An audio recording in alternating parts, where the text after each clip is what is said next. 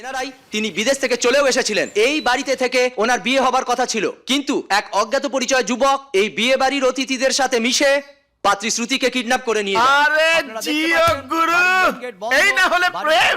কি ব্যাপার গো? আরে যা হয়েছে না, মুরগির পেছন থেকে ডিম চুরি হয়ে গেছে। এই আবার কি কথা? হ্যাঁ, মাফিয়া কিং দিবাকর রয়ের বোনকে নিয়ে একটা ছিল ভাবুল ভাব। মা, কি সর্বনাশী ব্যাপার! আরে আমার তো দেখেই নাচতে ইচ্ছে করছে। অন্যের কেলেঙ্কারিতে নাচানাচি করলে না, কোনদিন কেস খাবে তুমি। এসব খবর দেখতে হবে না তোমার। আই বাস দেব। ওই তো কাকু। কাকু, আপনার বাড়িতে সেলোটেপ আছে? কেন রে? আদি আপনার মুখে মেরে দিতে বলেছে। আপনার জন্য একটা ব্রেকিং নিউজ আছে। আরে ব্রেকিং নিউজ তো টিভিতে। দিবাকর রয়ের বোনকে নিয়ে একটা ছেলে পালিয়েছে। ছেলেটাকে না আপনি ভীষণ চেনেন। তাই? হ্যাঁ। কে রে? আদি। আদি।